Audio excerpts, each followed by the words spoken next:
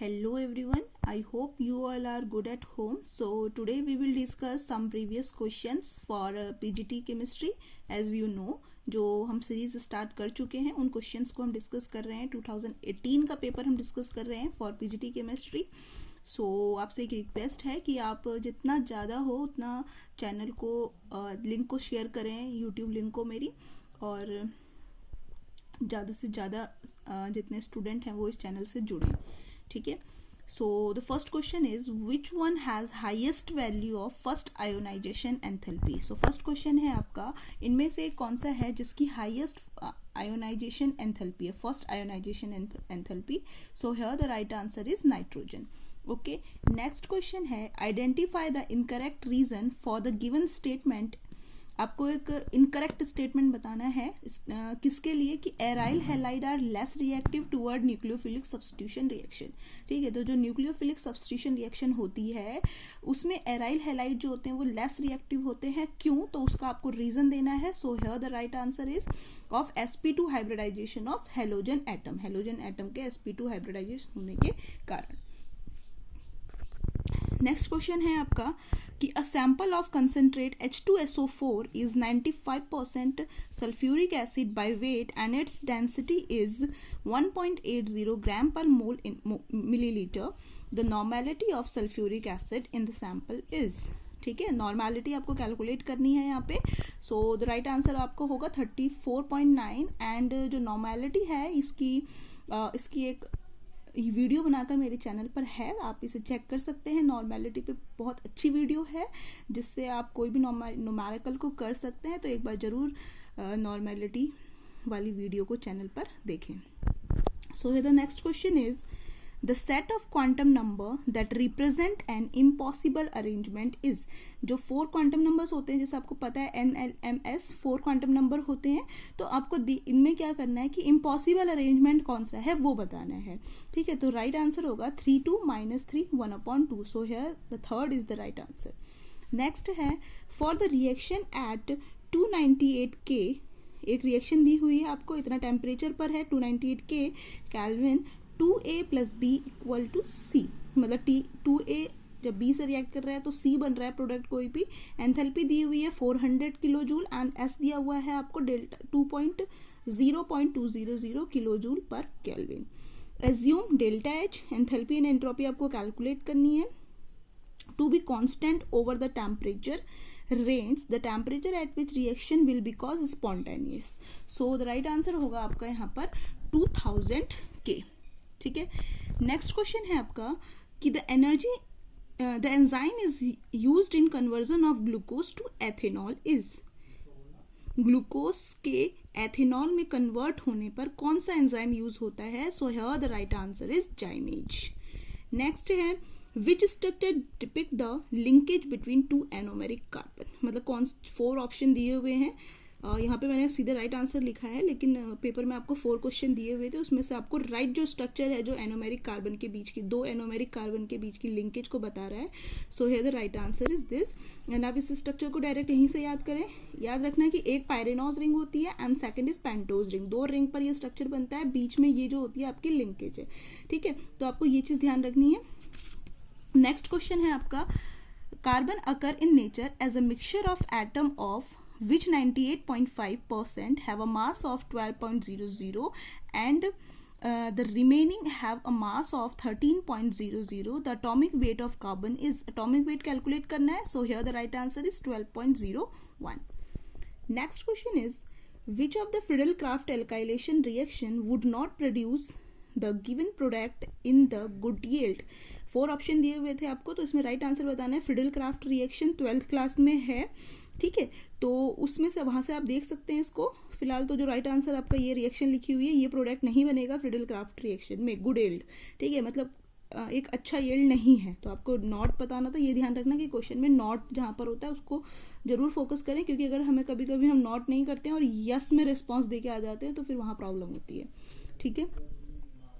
Next question है which of the following species is not an electrophile. बहुत easy question है. So here the right answer is H3O positive. ये एक electrophile नहीं होता आपका. ठीक है. अगेन यहाँ पर नॉट है, नॉट का जरूर ध्यान रखें. ठीक है. The general formula of 3D amine is, जो 3D एमीन है उसका जनरल फार्मूला CnH2n + 3n। ये क्या है? 3D स्ट्रक्चर है, मतलब 3 डिग्री एमीन है। Okay, now the next question is a compound X is a potent vasodilator. It is also responsible for the nasal congestions association with the common cold and allergic response to pollen. X would be, तो वो क्या होगा? तो answer है आपका histamine. ठीक है, एक पोटेंट वैसोलेटर है। ठीक है, तो कॉमन कोल्ड और एलर्जिक रिस्पॉन्स के लिए तो आपको बताना है यहाँ पे हिस्टामिन होगा आपका राइट आंसर। नेक्स्ट क्वेश्चन है which statement about isotope of hydrogen is incorrect. ठीक है, आइसोटोप ऑफ हाइड्रोजन के लिए कौन सा स्टेटमेंट जो है वो इनकरेक्ट है? Okay, incorrect. So right answer है deuterium is beta particle emitter. Deuterium जो है वो बीटा पार्टिकल इमिटर है, ये एक इनकरेक्ट स्टेटमेंट है। नेक्स्ट है आपका the correct order of decreasing acidity of phenol. ठीक है, तो ये फिनॉल के 3 स्ट्रक्चर्स दे रखे हैं आपको। एक रिसोर्सिनॉल है, जब बेंजीन रिंग पर 2 OH ग्रुप जुड़े हुए होते हैं then it is called resorcinol. When 2 OH यानी कि फिनॉल ग्रुप तो तीनों में जुड़े होते हैं, लेकिन रिसोर्सिनॉल में क्या होता है कि अगर ये इसको हम फंक्शनल मेन ग्रुप माने तो ये क्या हो जाएगी? ऑर्थो और मेटा। तो जब मेटा पोजीशन पे OH ग्रुप जुड़ा हुआ होता है तो वो रिसोर्सिनॉल होता है। सेम ऐसे ही अगर हम इसे देखें तो क्या हो जाता है? ये वाली पोजीशन इसकी ऑर्थो होगी, ये मेटा होगी and here this is para. ठीक है, तो पैरा पोजीशन पे OH हाइड्रोक्विनोन एंड फिर ऑर्थो पोजीशन पे जुड़ा हुआ है तो इसे कैटिकॉल कहते हैं। ठीक है, so the right answer is आपको डिक्रीजिंग ऑर्डर बताना है। तो डिक्रीजिंग क्या होगा? सबसे पहले क्या आएगा? 3 greater than 2 and greater than 1, यानी कि पहले कैटिकॉल आएगा एंड देन आपका हाइड्रोक्विनोन आएगा एंड लास्ट में आपका क्या आएगा? रिसोर्सिनॉल। ठीक है, डिक्रीजिंग ऑर्डर बताना है, यानी कि सबसे ज्यादा एसिडिटी किसकी होती है? कैटिकॉल की होती है, और सबसे कम किसकी होती है? रिसोर्सिनॉल की। ठीक है, नेक्स्ट है आपका a current of 2.00 A passing for 5.0 hours through a molten tin salt. SN का फॉर्मूला वो दिया हुआ है, वैल्यू दी हुई है 118.7 U deposit to 2.2 gram tin. The oxidation state of the tin in the salt. ठीक है, टिन की, सॉरी यहाँ पे 2 बार हो गया ये होगा आपका। ठीक है, टिन इन द सॉल्ट में टिन की ऑक्सीडेशन स्टेट क्या होगी? तो राइट आंसर आपका 2 होगा। नेक्स्ट क्वेश्चन है the temperature at which N2 molecule have same average speed as helium atom at 330 K is. तो राइट आंसर है 2310 K। The number of unshared pair of valence electron in the Lewis electron dot structure of CO. So here the right answer is 3। ठीक है, Lewis dot unshared electron बताने हैं आपको, so right answer 3 होगा। Next है इन paper chromatography the stationary phase is. जो paper chromatography होती है ये अगेन 12th क्लास से है क्वेश्चन। तो जो पेपर क्रोमेटोग्राफी में जो स्टेशनरी फेज है उसका क्या राइट आंसर है कि water trapped in the chromatographic paper. ठीक है, जो वाटर होता है वो ट्रैप्ड होता है इन क्रोमेटोग्राफिक पेपर में। नेक्स्ट क्वेश्चन है consider the following sequence of reaction. अब आपको यहाँ पर क्या करना है? आपको एक रिएक्शन दी हुई है, जैसे ये एक रिएक्टेंट है जो रिएक्शन कर रहा है CH3MgI एंड आई थिंक आपको पता होगा कि CH3MgI क्या होता है? This is Grignard reagent. Okay, इस CH3 यानी कि R कोई भी alkyl group, Mg and I। ठीक है, तो ये क्या है? आपका एक ग्रिग्नार्ड रिएजेंट है। और तो इससे आपको बताना है कि यहाँ पर A कौन सा प्रोडक्ट बनेगा, B क्या बनेगा, C क्या बनेगा एंड फाइनली आपको D वाला प्रोडक्ट बताना है जो ऑप्शन में आपको दिए हुए हैं, ये 4 ऑप्शन। ठीक है, तो अगर हम रिएक्शन को देखेंगे कंप्लीट करने के लिए तो फर्स्ट प्रोडक्ट ये बनेगा, सेकेंड ये, थर्ड ये, फोर्थ ये। ठीक है, तो जो आपको मेन प्रोडक्ट क्या मिला? ये वाला मिला। D पे क्या मिला आपको? CH3। ठीक है, तो यहाँ पे होगा CH3। ठीक है, तो CH3O, तो फोर्थ आपको ये मिला, तो फाइनल राइट आंसर क्या हो जाएगा आपका? ये फर्स्ट वाला। ठीक है, तो ये रिएक्शन है। रिएक्शन कंप्लीट कैसे की जाती है इसकी भी मैं ट्रिक डालूंगी, तो आपको अगर चाहिए तो आप कमेंट कर सकते हैं। इसकी बहुत इजी ट्रिक डालूंगी और ये बहुत इजी आप किसी भी रिएक्शन को कर सकते हैं। नेक्स्ट है आपका the state of freezing does not involve. ठीक है, फ्रीजिंग की कौन सी स्टेज है जो इन्वॉल्व नहीं होती है? Melting of solid. ठीक है, Which of the 3D series transition metal exhibit the largest number of oxidation state? तो सबसे ज्यादा ऑक्सीडेशन स्टेट किसकी होती है? मैंगनीज की होती है, +7। Okay. And the next question is vicinal dihalide react with metal M to yield alkene. तो जो क्या है कि जो विसिनल डाइहेलाइड है जब वो मेटल से रिएक्ट करती है तो एल्कीन बनाती है. तो एल्कीन बनाने में कौन सी वो मेटल होती है? So here the right answer is zinc, यानी कि Zn. नेक्स्ट क्वेश्चन है the most efficient precipitating agent for a negatively charge suspension is. So right answer AlCl3. Next है the bond order of Cn negative, Cn and Cn positive follow the order. Right answer होगा आपका पहले Cn negative आएगा, greater than Cn positive. ठीक है, तो bond order बताना है आपको. ये चीज आप ध्यान रखें कि अगर किसी एलिमेंट के ऊपर नेगेटिव चार्ज होता है तो इट मीन्स क्या होंगे, जितना नेगेटिव चार्ज है उतने इलेक्ट्रॉन क्या होते हैं, इंक्रीज होते हैं. और पॉजिटिव चार्ज का इट मीन्स होता है कि जितना भी उस पर पॉजिटिव चार्ज लगा उतने इलेक्ट्रॉन वहां से रिमूव होंगे उसकी लास्ट सेल से. ओके, सो राइट आंसर आपका थर्ड होगा. नेक्स्ट क्वेश्चन है the pH eight which 1.0 into 10 to the power minus 3m solution of an indicator with Kb equal to 1.0 into 10 to the power minus 10 changes color. तो right answer आपका 4 होगा यहाँ पर. ठीक है, नेक्स्ट क्वेश्चन है which statement is not the true about sucrose. मतलब कौन सा एक स्टेटमेंट है जो ट्रू नहीं है. नॉट का फिर से ध्यान रखना है. तो सुक्रोज के लिए राइट स्टेटमेंट नहीं है, not the true statement. So answer होगा it is reducing sugar, it is a reducing sugar. Okay, sucrose जो होती है वो नॉन रिड्यूसिंग शुगर होती है और आपको यहाँ पे रिड्यूसिंग दिया हुआ है. सो सेकंड यह होगा आपका राइट आंसर होगा. नेक्स्ट क्वेश्चन है in true statement among the following for the van der Waals constant A and B of H2O and O2 is. ठीक है, आपको पता है van der Waals constant A and B होते हैं. तो इनके लिए ट्रू स्टेटमेंट क्या होगा? थर्ड होगा A is larger but B is smaller for H2O than for O2. ठीक है, थर्ड होगा आपका यहाँ पर राइट आंसर. नेक्स्ट है the Kjeldahl method of quantitative estimation of nitrogen. The nitrogen of which of the following compound can not be estimated. कौन सा estimate नहीं किया जा सकता जेल्डाल मेथड से? तो ये ध्यान रखना, ऐसे कंपाउंड को एस्टिमेट नहीं किया जा सकता जेल्डाल मेथड से जिसमें क्या हो कि नाइट्रोजन जो हो डायरेक्ट रिंग के साथ अटैच्ड हो. ठीक है, यहाँ पर नाइट्रोजन डायरेक्ट बेंजीन रिंग से अटैच्ड है. तो इस कंडीशन मतलब रिंग में ही इन्वॉल्व हो तो उस कंडीशन पे हम नहीं कर पाते जेल्डाल मेथड से एस्टिमेशन. ठीक है, अगर आप और में देखें तो यहाँ पर अगर आप दूसरे में देखें तो यहाँ पर डायरेक्ट कार्बन से कार्बन अटैच्ड है. सेम हेयर यहाँ पे कार्बन से नाइट्रोजन है बट नाइट्रोजन रिंग में इन्वॉल्व नहीं है, सेम एज. ठीक है, तो आपका राइट आंसर फर्स्ट होगा. तो जेल्डाल मेथड से हम ऐसे कंपाउंड्स को नहीं कर सकते जो डायरेक्ट रिंग में ही इन्वॉल्व हो, नाइट्रोजन जिसमें. ठीक है, which one has the highest melting point. So here the right answer is ammonia, NH3 इसका हाइएस्ट मेल्टिंग पॉइंट होता है. नेक्स्ट क्वेश्चन है which one is wrongly named as per IUPAC nomenclature. तो आपको 4 ऑप्शन दिए हुए हैं, आपको ये बताना है IUPAC नॉमेनक्लेचर के अकॉर्डिंग कौन सा रॉन्गली नेम है. सो ये कोऑर्डिनेशन कंपाउंड है सारे के सारे. तो सेकंड इसका राइट आंसर होगा potassium try oxalato chromium third.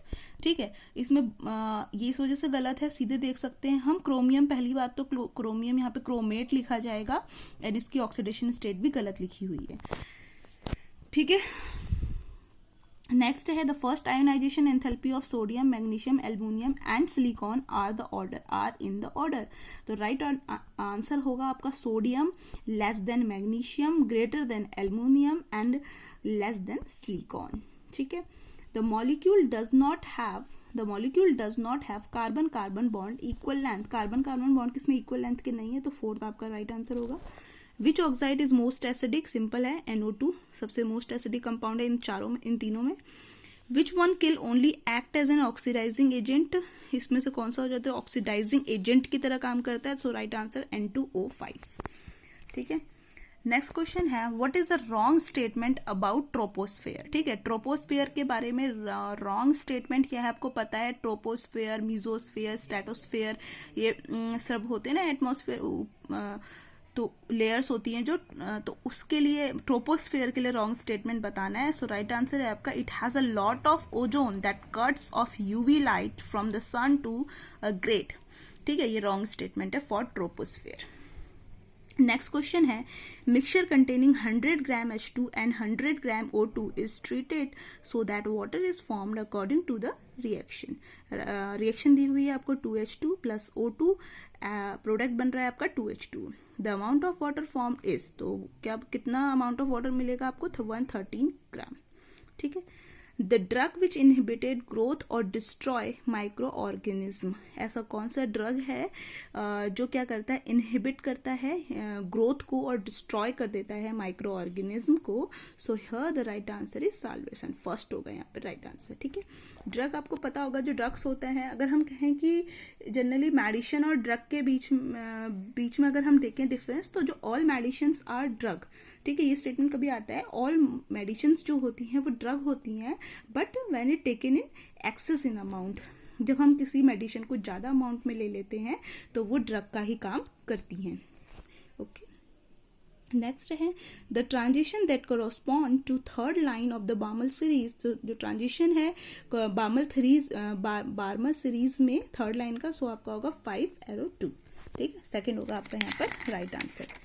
Next question है आपका the following reaction was studied at 25 degree Celsius A plus B arrow C। The following sets of data were observed. यहाँ पर आपको डाटा दिया हुआ है, आप क्वेश्चन को देख लें सही से, और पढ़ने में खाली टाइम वेस्ट होगा कि काफ़ी क्वेश्चन हैं, आज कंप्लीट करना ही है इस पेपर को।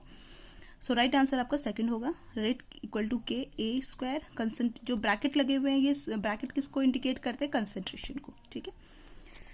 नेक्स्ट क्वेश्चन है आपका the ionization enthalpy of hydrogen atom in its ground stage is, तो आंसर होगा 13.6 इलेक्ट्रोवोल्ट।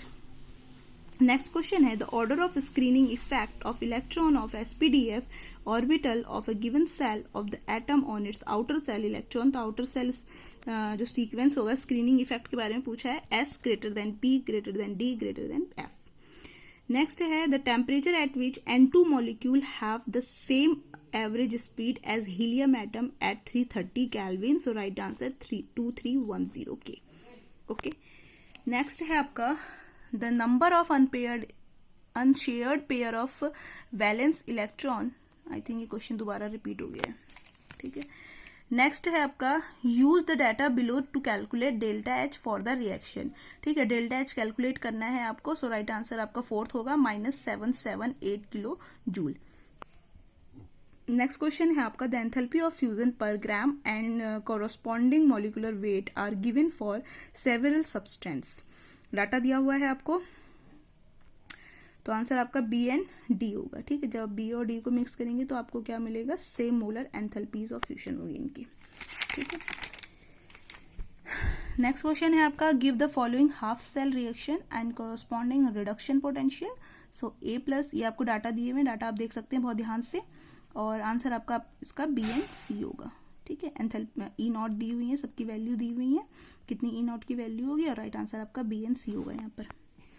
नेक्स्ट क्वेश्चन है आपका the initial rate of the reaction A plus B से C प्लस डी बन रहा है is double if the initial concentration of A is double but is quadruple if the initial concentration of B is double, तो this can not be a single step reaction होगी। पूछा यह है कि अगर आपको एक रिएक्शन दी हुई है A प्लस बी से C प्लस डी बन रहा है, तो अगर आप क्या करें कि A की कंसेंट्रेशन को डबल कर देते हैं और initial concentration of B is double. ठीक है, और अगर बी की कंसेंट्रेशन डबल हो जाती है, बट जो ए की कंसेंट्रेशन को डबल करते हैं बट इज क्वाड्रेडपल्ड है, and initial concentration of B क्या हो जाएगी, डबल। तो जब इनिशियल कंसेंट्रेशन डबल होगी तो क्या होगा, दिस कैन नॉट बी अ, ये किस टाइप की रिएक्शन नहीं होगी, एक सिंगल स्टेप रिएक्शन। ठीक है।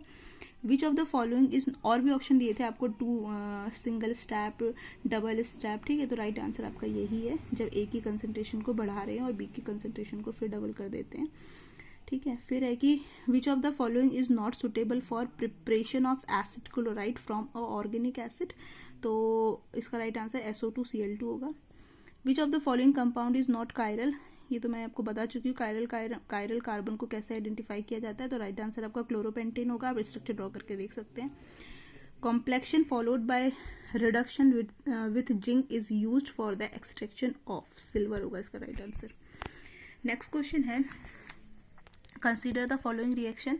आपको ये रिएक्शन दी हुई थी CH3CH double bond CH CH2OH reagent R लिखा हुआ। अब आपको प्रोडक्ट बताना है। To carry out the above conversion the most suitable reagent in terms of yield obtained would be, तो जो प्रोडक्ट बनेगा पाइरीडीनियम क्लोरोक्रोमेट। ओके, नेक्स्ट स्ट्रक्चर है आपका 3D रिप्रेजेंटेशन ऑफ मॉलिक्यूल बताना है। ठीक है, ये जो फर्स्ट बना हुआ है साहॉर्स स्ट्रक्चर है, शायद आपको पता हो, साहॉर्स स्ट्रक्चर आपने पढ़े होंगे। ठीक है, 12th क्लास से ही है आई थिंक, ये भी 11th से आई थिंक। ठीक है, तो राइट आंसर आपका ACD, यानी 3D स्ट्रक्चर बताना है, तो ACD जो है वो आपके क्या होंगे, 3D स्ट्रक्चर होंगे। Okay, which of the following polymer is degradable, कौन सा पॉलीमर डिग्रेडेबल होगा, तो सेकेंड ऑप्शन होगा। आप देख सकते हैं ये जो आपका यहाँ पे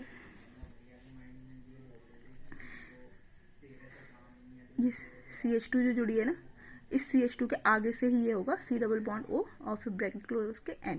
ठीक है, N यहाँ पर मतलब कि नंबर ऑफ ये लिंक जुड़ी हुई है, क्योंकि पॉलीमर के लिए हम क्या करते हैं, होल N कर देते हैं, आपको पता है।